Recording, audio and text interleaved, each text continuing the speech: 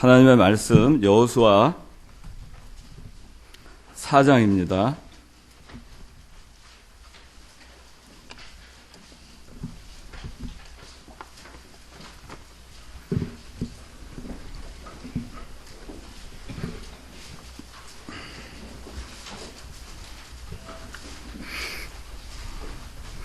여호수아 4장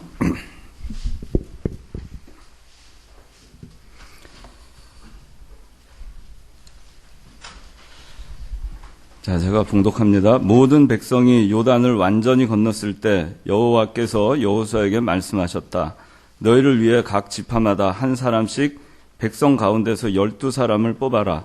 너는 그들에게 명령하여 요단 가운데 제사장들의 발이 굳게 섰던 그곳에서 돌 12개를 가져다가 오늘 밤 너희가 묵을 곳에 두라고 하여라. 여호수아는 이스라엘 자손 가운데 각 지파마다 한 사람씩 세운 그 12사람을 불러서 그들에게 말했다.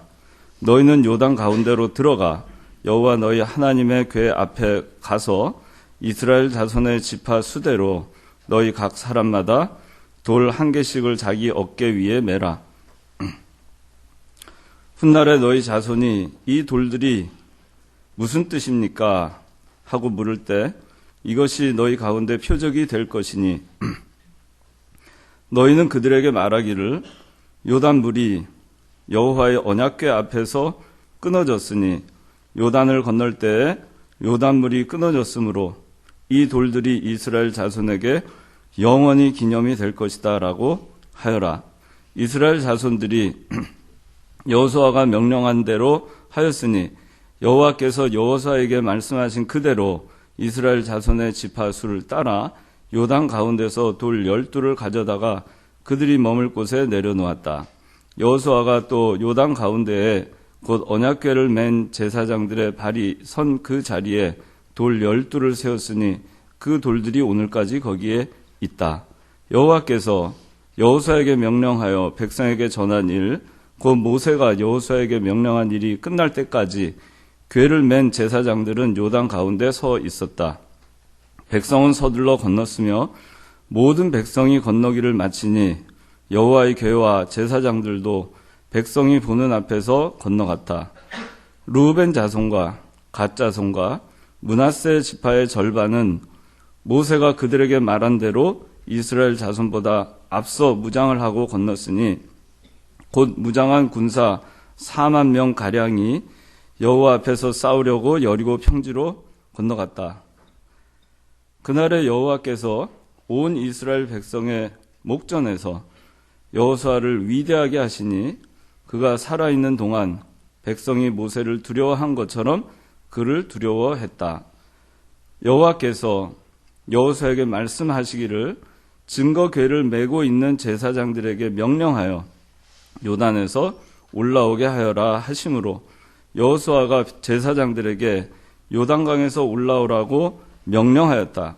여호와의 언약궤를 메고 있는 제사장들이 요단 가운데에서 올라왔고 제사장들의 발바닥이 마른 땅을 밟자 요단물이 본래대로 흘러 예전처럼 뚝 위로 흘러 넘쳤다. 기도하겠습니다. 거룩하신 아버지 하나님, 은혜와 사랑을 감사합니다.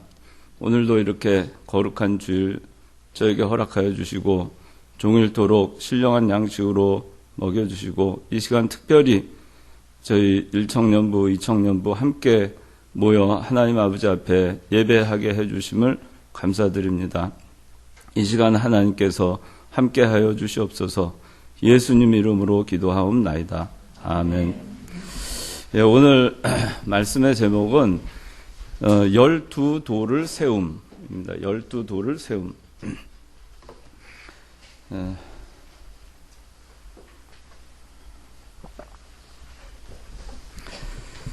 자, 여기 오늘 본문에 여러분들 보셨지만은 이스라엘 백성들이 요단강을 건너게 됩니다. 근데 그 요단강을 건너는 데 있어서 우리 여호수아 3장에서는 그 어떻게 해서 요단강을 건너게 됐는가 하는 것이 처음부터 잘 나오게 됩니다. 그리고 오늘 그 18절에는 이제 그 여호수아가 이 법궤를 맨 제사장들한테 이제 그만 요단강 밖으로 나와라 이렇게 명령을 하자 이 법궤를 메고 요단강 중앙에 서 있던 제사장들이 이제 법궤를 메고 요단강 밖으로 나와 길갈로 나오게 됩니다. 그렇게 되자 요단강이 다시 합쳐져서 예전처럼 물이 흐르는 그런 강물이 되었다. 이렇게 오늘 본문에서 말씀하고 있습니다.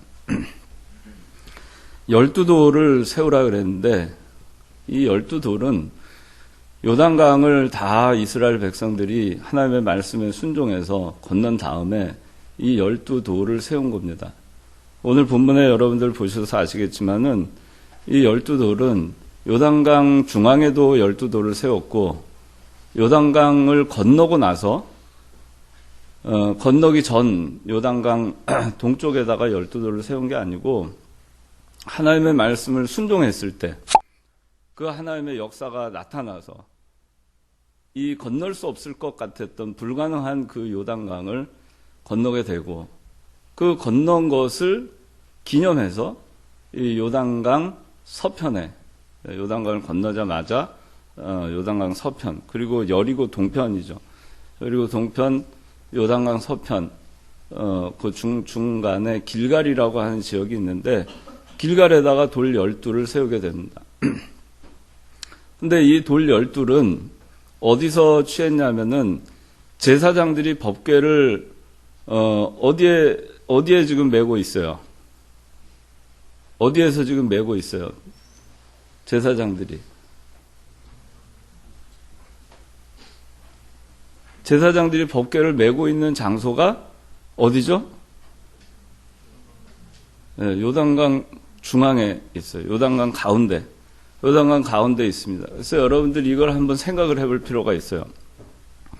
이스라엘 백성들이 요단강 서편에 진을 칩니다. 그리고 이제 요단강을 건너면은 이제 가나안 땅이 보입니다. 이제 가나안 땅을 점령할 그들의 사명이 있죠. 40년 전에 이 가나안 땅을 정탐을 하고 왔지만 하나님께서 그들을 들어가지 못하게 하시고 40년 동안 광야에서 훈련을 받고 광야에서 유리하다가 이제 마침내 요단강 서편으로 이제 와서 진을 치고 요단강 서쪽 지역은 다 점령을 한 다음에 이제 요단강만 건너서 가나안 땅, 약속의 땅, 하나님께서 이미 아브라함에게 약속하셨던 그 약속의 땅, 이제 저 목전에 두고 있어요. 그래서 이 요단강 앞에 다 진을 치고 요단강만 건너서 이제 가나안 땅을 점령하는 그 사명이 이들에게 남아 있는데 이 요단강을 앞두고 있었던 이 시기가 그 계절적으로 3월, 4월이었어요. 그래서 우기였습니다. 그래서 강물은 1년 중에 가장 많이 범람하던 그런 시기였어요. 그 강물의 깊이가 4m가량 되고 북쪽에서는 헤르몬산에서 그 해빙기가 되면서 눈이 녹아서 만년설이 녹아서 흘러내려온 물까지 이 우기에 겹쳐가지고 지금 요단강은 범람하는 그런 요단강, 아주 콸콸콸콸 흘러가는 그런 요단강이에요. 여러분들 홍수 나는 거 봤는지 모르겠는데 비가 많이 올 때 폭우 내릴 때 한강 가서 보면 아마 알 거예요. 그리고 그 중간에 어떤 그 개천이라든가 이런 데 보면 얼마나 그 물살이 센지 황토물이 그걸 알 겁니다. 지금 그런 시기예요. 그런 시기에 하나님께서 여호수아에게 명령하시기를 제사장들에게 법궤를 메고 요단 강물로 들어가라고 명령을 하십니다. 제사장들은 이 하나님의 명령을 따라서 법궤를 맵니다. 법궤를 메고 그리고 그 범람하는 요단강으로 들어갑니다. 요단강이 멈춘 다음에 들어간 것이 아니고 범람하는 그 요단강물을 향해서 하나님께서 들어가라 하니까 그 법궤를 메고 이 제사장들이 들어가는 거예요. 그 광경을 이스라엘 백성들이 멀리서 지켜보고 있습니다.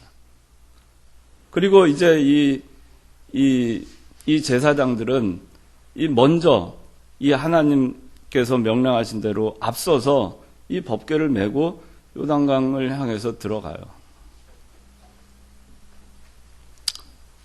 하나님께서 메라고 하는 이 법궤를 메는 것이고, 그리고 하나님께서 들어가라 할 때 죽음을 무릅쓰고 들어가는 것입니다. 우리가 일반적으로 생각을 할 때 이러한 상황에서 하나님께서 법궤를 메고 요단강물로 우리더러 들어가라고 하면은 우리는 그대로 순종할 수 있을까? 우리 앞에 커다란 어려움, 환란이 있을 때 말씀에 의지해서 그거를 정면 승부해서 그냥 가라고 할 때 우리가 그 말씀에 의지해서 그대로 전진해 나갈 수 있을까? 우리는 어떻게 하면은 그 우기가 지나고 좀 물살이 좀 약해지고 또 깊이가 좀 낮아지고 그럴 때를 기다리는 것이 현명하다고 생각을 하겠죠. 그것이 우리 인간의 생각으로는 맞다고 생각할 겁니다. 그래서 우리는 항상 어떻게 생각하냐면은 구름 낀 하늘, 바람 부는 날, 그런 날은 씨를 뿌리기에 적당하지 않다. 이런 날은 아니다라고 우리가 풍세를 살피고 그렇게 일을 선택을 하게 돼요. 근데 하나님은 우리에게 있어서 하나님의 말씀을 순종해 나가는 데 있어서 법궤를 메는 데 있어서 법궤를 메는 시점, 그리고 그 메고 요단강을 들어가는 그 시점을 하나님께서는 참 짓궂게도 가장 어려울 때, 가장 우리가 순종하기 어려울 때, 그럴 때 하나님께서는 순종하라고 하시는 거예요. 그걸 통해서 하나님의 능력과 하나님의 강하심과 하나님의 만능이 나타나고, 그걸 통해서 하나님의 역사가 나타나기 때문이에요. 우리가 하나님의 말씀을, 이 법궤를 맨다는 것은 하나님께서 주신 말씀을 우리가 메고 가는 거예요. 감당하고 가는 거예요. 하나님께서 메라 하면 메는 거예요. 자기에게 하나님께서 메어주신 멍에가 있으면 그걸 메는 거예요. 근데 그거를 메고 들어가라 하면 아무리 그것이 불속이고 범람하는 그런 강물이라 하더라도 하나님은 우리가 거기에 뛰어들기를 원하세요. 그렇게 할 때 무슨 일이 일어나느냐? 이 여호수아 3장에는 그렇게 법궤를 메고 하나님 말씀에 의지해서 요단강 범람하는 요단 강물로 들어가면은 강물이 그들을 휩쓸 것과 같지만 사람의 생각으로는. 근데 어떻게 됐죠? 강물이 멈췄어요. 강물이 멈춰서 어떻게 됐냐면은 멈춰가지고 흘러내리던 강물이 더 이상 오질 않아요. 그리고 어떻게 되냐면 그 강물이 계속 물무더기로 계속 쌓이는 거예요. 여러분들 한번 상상을 해보세요. 한강물이 딱 멈춰가지고 한쪽에 계속 물은 저쪽에서 내려올 거 아니겠어요? 상류에서는 물이 어떻게 되겠어요? 그 높이로 있는 게 계속 쌓이는 거죠. 여호수아 3장 13절 읽어보세요. 온 땅의 주님이신 여호와의 언약궤를 맨 제사장들의 발바닥이 요단물을 맞고 서면 곧바로 요단물 곧 위에서부터 흘러내리던 물이 끊어지고 한 곳에 쌓여 물 무더기가 될 것이다 라고 하였다. 예, 물 무더기가 되었다라고 했어요. 이렇게 쌓이는 광경은 그런 상황이 된 겁니다. 제사장들은 법궤를 메고 그리고 요단강 중앙을 향해서 갑니다. 그대로 전진합니다. 그리고 요단강 중앙에 딱 제사장들이 법궤를 메고 그대로 굳게 서 있어요. 굳게 서 있다가 오늘 4장 18절, 17절, 18절 읽어보세요. 여호수아가 제사장들에게 요단강에서 올라오라고 명령하였다. 여호와의 언약궤를 메고 있는 제사장들이 요단 가운데에서 올라왔고 제사장들의 발바닥이 마른 땅을 밟자 요단물이 본래대로 흘러 예전처럼 부기로 흘러넘쳤다. 이 제사장들은 이 법궤를 언제까지 메고 있다가 요단강 밖으로 나왔냐면은 여호수아가 이제 나가라라고 명령할 그때까지 메고 있었어요. 그리고 이제 그들이 밖으로 나오자 요단강이 다시 흐르기 시작했어요. 그때까지 무슨 일이 있었느냐? 이 제사장들이 법궤를 메고 요단강을 하나님의 말씀 의지하고 하나님의 말씀 붙들고 그리고 요단강을 향해서 들어갈 때 그 나를 휩쓸 것 같았던 정말 내가 감당할 수 없을 것 같았던 그 요단강물이 나를 삼키지 못하고 그것이 멈췄어요. 그리고 그 중앙에 가서 이제 서 있는 동안에 그동안에 어떤 일이 있었느냐면은 이스라엘 백성들이 다 건너갑니다. 속히 건너갔어요. 여기 여호수아 4장 10절 마지막에 읽어보세요. 백성은 서둘러 건넜으며 모든 백성이 건너기를 마치니 여호와의 궤와 제사장들도 백성이 보는 앞에서 건너갔다. 예, 백성은 다 이제 건너갔습니다. 이스라엘 백성들은 장정만 60만이기 때문에 노약자, 어린아이, 가축들, 짐 얼마나 많았겠어요. 시간이 얼마 걸렸는지 알 수가 없습니다. 한 200만 명이나 되는 그 대규모의 사람들이 이 요단강 중앙에 이 요단강 중앙에 제사장들이 법궤를 메고 굳게 서 있는 그 모습을 보고 그리고 굳게 서 있고 이 한쪽으로는 요단강 물이 계속 지금 물 무더기가 되어서 쌓이고 있는데 이스라엘 백성들은 요단강을 건너는 겁니다.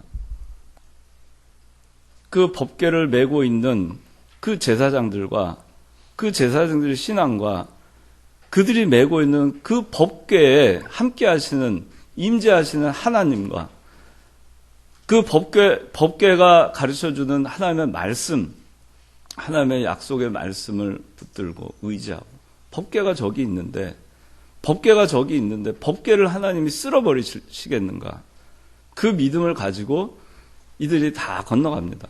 다 건너가고 그리고 나서 다 건너갔어요.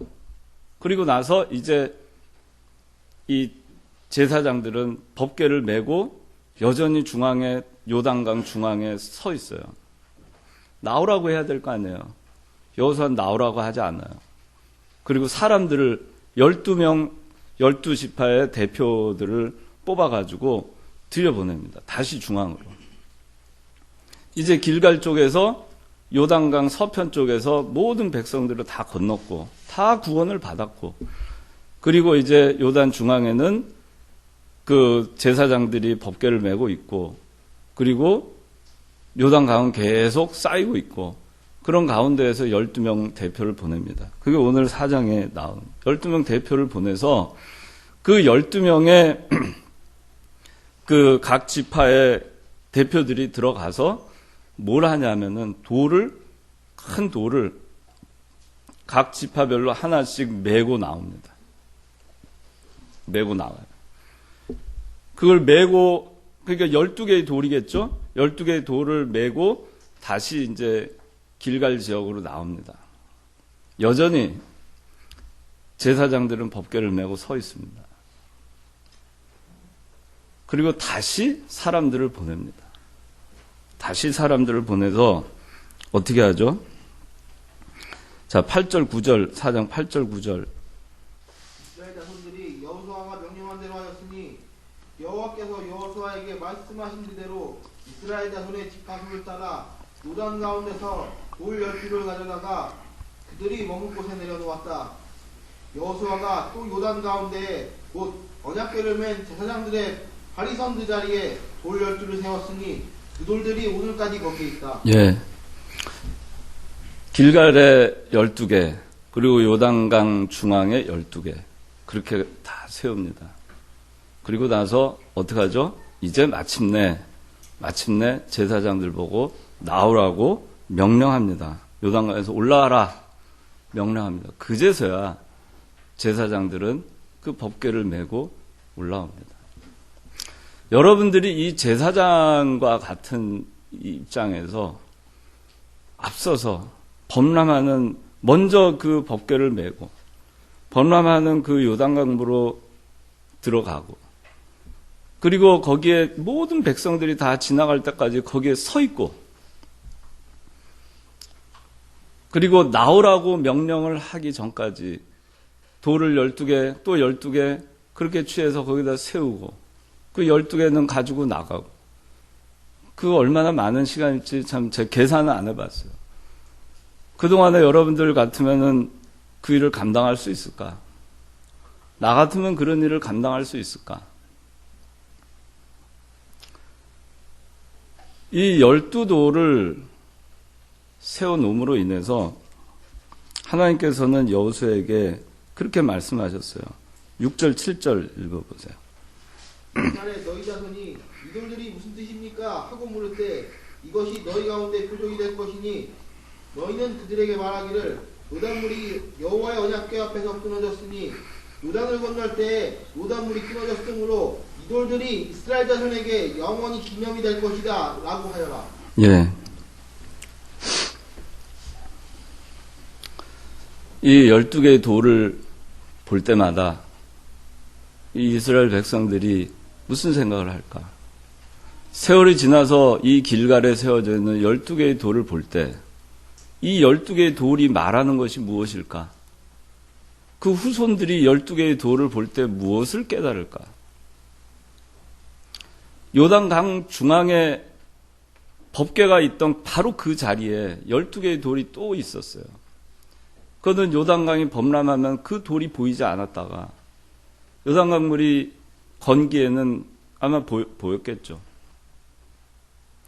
요단강 중앙에, 바로 그 중앙에, 어떻게 저 중앙에 12개의 돌이 있을 수가 있을까? 중앙에 12개의 돌이 있는 것은 하나님께서 이스라엘 백성들을 요단강물을 멈추시고 거기를 건너게 하셨다는 증거예요. 확실한 증거예요. 어떻게 거기 12개의 돌이 거기 있을 수 있겠어요? 요단강물이 마르지 않았으면, 하나님께서 요단강물을 마르게 하셔서 그걸 건너게 하지 않으셨으면 어떻게 거기 12개의 돌이 있었겠어요? 이스라엘 백성들이 이 요단강을 건너서 12개의 돌을 볼 때마다 그들의 신앙의 징표가 되고 그들의 신앙의 기념이 되고, 그걸 통해서 하나님의 손이 강함을 알게 되고 여호와 하나님을 경외하게 됐을 겁니다. 한 만능의 하나님, 전능하신 하나님, 요단강물을 멈추시는 하나님, 나로 하여금 저 환난 가운데에서 그 환난이 나를 엄습하지 못하도록 막아주시고, 나를 그 가운데에서 내가 법궤를 의지하고 거기에 굳게 서 있으면 그 요단강물도 나를 함몰치 못하게 그렇게 하시는 전능하신 하나님. 그 12개의 돌을 볼 때마다 그 생각을 했을 거예요. 우리가 살아오면서 이런 일들이 있을 수 있어요. 우리 인생에도 이 신앙의 이정표가 되는 사건들이 있습니다. 여러분들 나이가 지금 어리지만은 여러분들 삶 가운데도 분명히 있을 겁니다. 정말 위기 상황, 정말 내가 별 볼 일 없는 가운데에서 사망의 음침한 골짜기에 있을 때, 내가 아무 소망이 없을 때, 저 강물을 건널 수 있을까? 아무것도 내가 할 수 있는 것이 없을 때, 그저 법궤를 의지하고 법궤를 메고 그저 정면 승부로 말씀에 의지해서 갈 때 하나님께서 승리하게 하신 그 범람하던 그 요단강물이 다 어디로 갔는지, 하나님의 역사를 여러분들이 체험했던 그런 일들이 있을 겁니다. 그건 언제 나오죠? 법궤를 메고 말씀을 의지하고 말씀을 붙들고 그저 말씀 붙들고 서 있을 때, 그때 내가 도저히 생각할 수 없는, 나로서는 내 힘으로는 도저히 어떻게 할 수 없는 그 환난과 어려움과 사망의 음침한 골짜기를 하나님은 넘어가게 하시는 거예요. 여러분들이 이 돌 12개를 12돌을 세운 거, 이걸 통해서 우리가 과거에 여러분들 각자 살아오면서 하나님께서 여러분들 말씀 순종하고 나갈 때 하나님께서 역사하신 일이 없는 거야. 그걸 잊지 마세요. 그거를 붙들고 가세요. 그리고 무슨 어려움이 있을 때 이스라엘 백성들이 12개의 돌을 본 것처럼 그 12개의 돌, 여러분들 그 신앙의 시금석이 됐던 것들을 돌아보세요. 돌아보시고, 맞아. 그때 하나님이 나를 이렇게 도우셨구나. 내가 정말 연약하고 힘이 없고 내 인생에 범람하는 요단강 같은 그러한 것들이 있다 하더라도 나를 끝내 하나님께서는 내가 말씀 붙들고 갈 때 가나안 땅으로 인도하셨구나. 그걸 여러분들이 기억하세요. 그럴 때 여러분들이 그렇지, 지금 내가 또 약해지지 말자. 나는 약하지만 하나님의 말씀을 붙들고 서 있자. 그런 각오로 여러분들이 이 요단강, 흐르는 요단강, 범람하는 요단강과 맞서서 이길 수 있는 것입니다. 그래서 저는 그런 생각을 해봤어요. 이 제사장들이 법궤를 메고 들어갈 때 두렵지 않았을까? 100% 담대함과 정말 담대함으로 들어갔을까? 요단강 중앙에 서 있는데 백성들이 200만 명의 백성들이 지나가고 있을 때, 그리고 다 지나갔는데 올라오라고 명령을 하지 않을 때, 여전히 서 있을 때 두렵지 않았을까? 흔들리지 않았을까? 불안해하지 않았을까? 혹 그랬을 수도 있어요.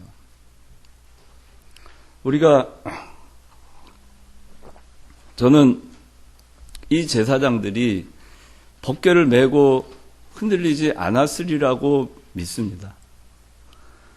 이들은 굳건하게 서 있었다고 성경에 나와 있기 때문에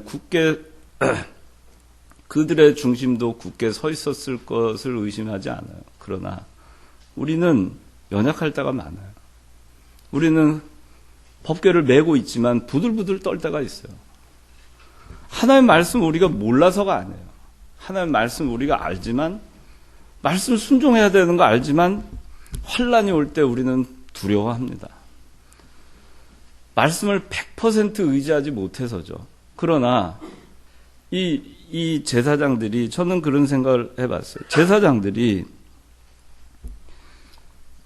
중앙에 서 있을 때, 그 요단 강물이 계속 쌓여 올라갈 때, 그럴 때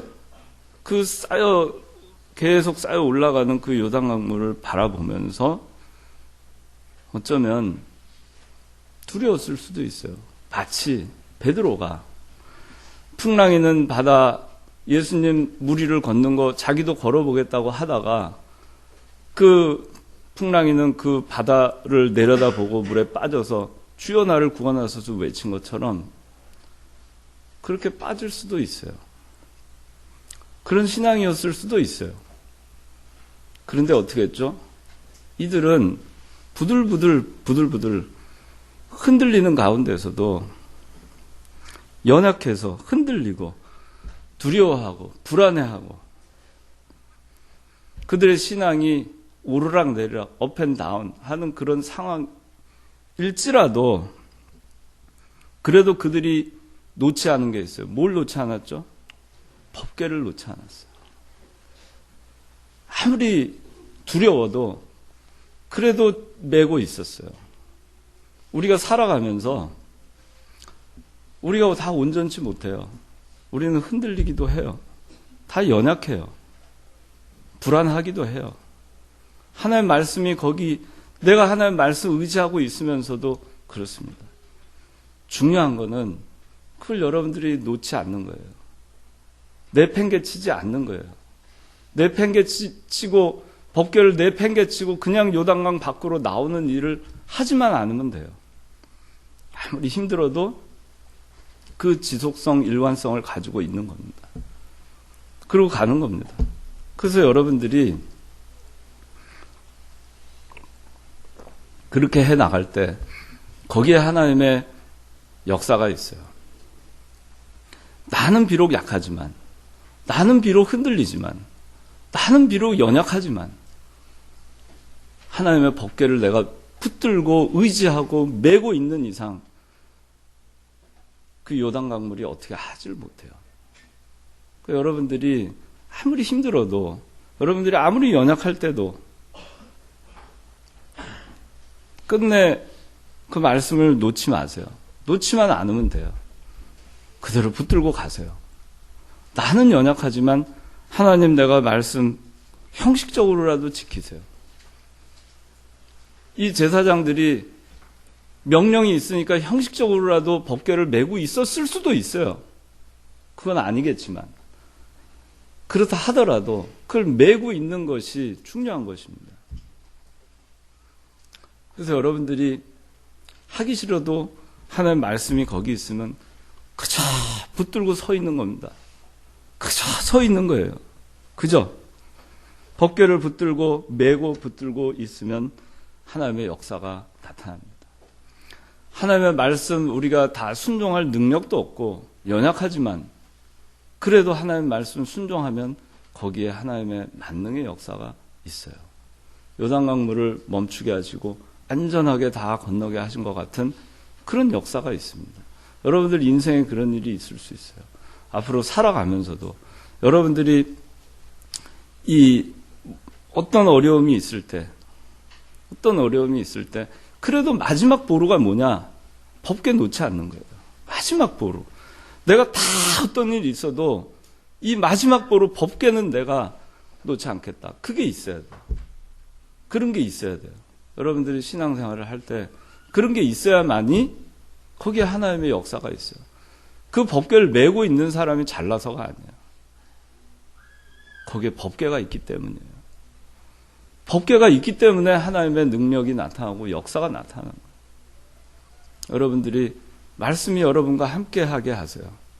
우리는 연약하고 흔들리지만 말씀이 거기 있으면 우리는 강할 수 있어요. 왜? 말씀이 거기 있으니까. 하나님은 말씀 때문에 역사하시는 분이시니까. 그래서 여러분들 이 형식적으로라도 하려는 거 굉장히 중요한 말입니다. 여러분들 꼭 기억하세요. 이 돌 12를 볼 때마다 사람들은 그걸 생각할 겁니다. 법궤를 메고 먼저 앞서서 범람하는 요단강물을 들어갔던 정면 승부를 했던 그 제사장들을 기억할 거예요. 그리고 그 가운데 역사하시는 하나님을 기억할 겁니다. 그 가운데에서 이스라엘 백성들을 건져주신 그 하나님 기억할 겁니다. 흔들리지 않고 법궤를 메고 있었던 그 사람들 기억할 겁니다. 그리고 믿음으로 그 법궤를 메고 있는 그 신앙의 앞선 자들의 그 신앙의 모습을 보고 따라서 그 법궤를 바라보고 건넜던 200만 명의 그 가운데 나도 하나 있었고 그거를 기억을 할 겁니다. 12개의 돌을 볼 때마다 그 기억을 할 거예요. 여러분들 이 형식적으로라도 이 제사장들이 했던 그 모습을 우리가 본받아야 됩니다. 형식적으로라도. 여러분들이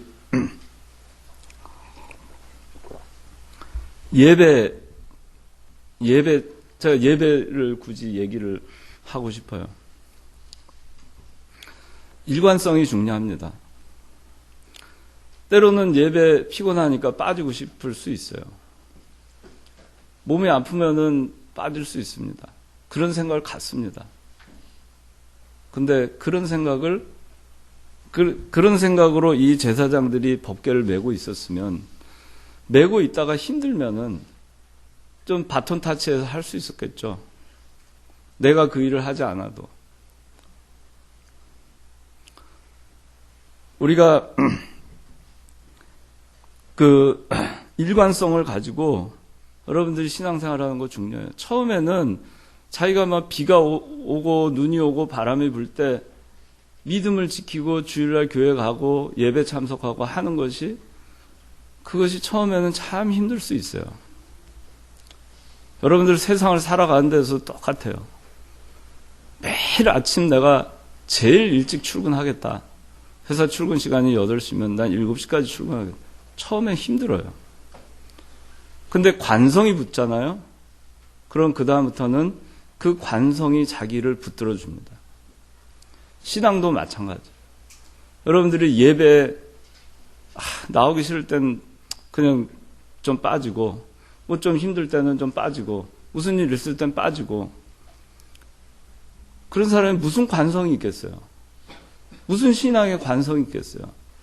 그런 사람이 신앙이 진짜 흔들릴 때 어떤 관성이 그 사람을 붙들어 줄 수 있겠어요? 아무것도 자기를 붙들어 줄 수 있는 게 없어요. 그렇기 때문에 일관성이 중요해요. 여러분들이 하기 싫어도 그거를 지속적으로 해 나가는 거. 끝까지 이 제사장들이 법궤를 올라와. 이제 다 끝났어. 이제 올라와 할 때까지 그걸 끝까지 붙들고 메고 있었던 것 같이, 자기가 힘들어도 끝까지 할 때 한 것 같이, 여러분들이 그렇게 할 때 나중에는 그렇게 했던 그 습관이 여러분들이 신앙이 막 도전이 올 때, 흔들릴 때 그게 여러분들 붙들어 줍니다. 그래서 일관성이 굉장히 중요해요.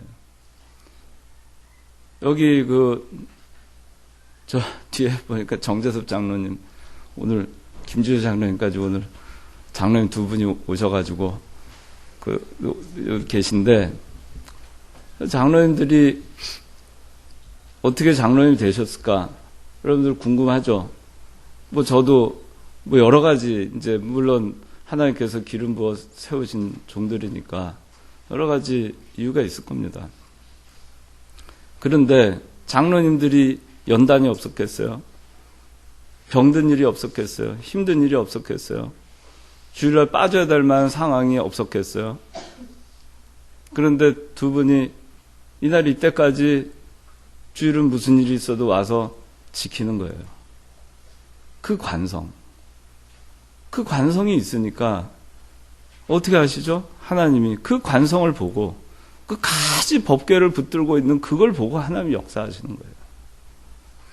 그러니까 여러분들이 이걸 소홀히 하지 마세요. 세상에 나가서 살 때도 일관성은 굉장히 중요합니다. 어떤 때는 어떤 때는 빵긋빵긋 하다가, 어떤 때는 인상 푹푹 쓰고 다니고, 어떤 때는 자기 기분 좋으면 아침에 출근도 일찍 했다가, 기분 좀 나쁘면은 좀 늦게 출근하고, 또 어떤 때 자기 기분 좋으면은 일 열심히 하는 것 같았다가, 또 좀 그러면은 또 일 엉터리로 하고. 누가 그런 사람 쓰겠어요? 그런 사람 믿고 무슨 일을 하겠어요? 그런 사람 믿고 누가 무슨 일을 맡기겠어요? 안 맡겨요. 세상 일을 해도 그런 거 안 맡기는데, 하나님의 일을 하는 사람이 관성이 없는 사람한테 뭘 맡기겠어요? 어떤 데 뜨겁게 막 합니다.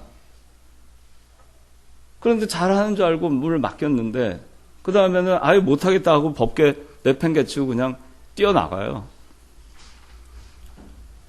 하나님의 일이 되겠어요? 요단강물이 멈췄던 요단강물이 그대로 멈춰 있겠어요? 200만 명이 건널 수 있겠어요?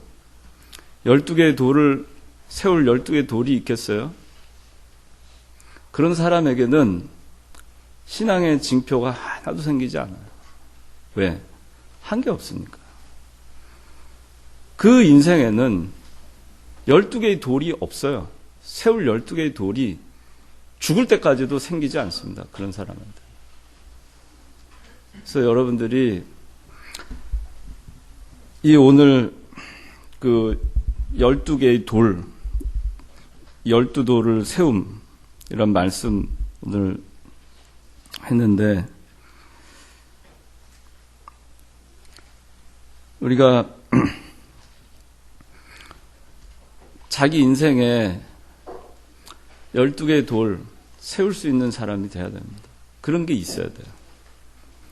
그리고 그걸 통해서 자기가 신앙의 난관이 올 때, 어려움이 올 때, 그때 역사해 주셨던 그 하나님, 그때 요단강을 범람하는 요단강이 나를 함몰치 못하게, 휩쓸지 못하게 하셨던 그 하나님, 그 하나님을 기억하면서 또 이기고 또 이기고 그렇게 하면서 우리가 신앙생활을 해나갈 수 있는 것입니다. 기도하겠습니다.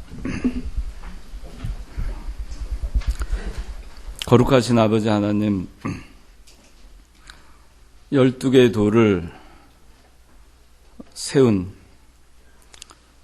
이 이스라엘 백성들, 그들에게는 신앙의 증거가 있었습니다.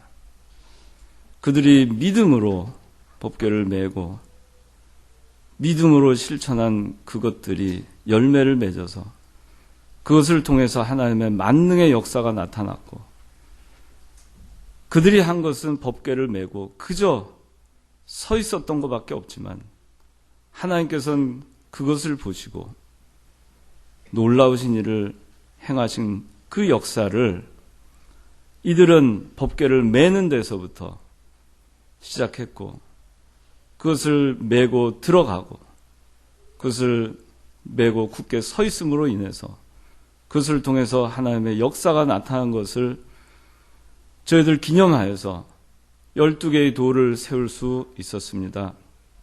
우리도 법궤를 메는 신앙, 하나님 아무리 힘들어도 저희가 그걸 내팽개치지 아니하고 굳게 서 있는 신앙, 그걸 통해서 하나님의 역사가 나타나는 것을 저희가 알게 하여 주시고, 그것이 저희 인생의 12개의 돌이 되어서 저희들 신앙의 어려움이 올 때마다 그 세워진 12개의 돌을 보면서 우리가 이기고 또 이기며 이 믿음의 길을 걸어갈 수 있도록 은혜를 베풀어 주시옵소서.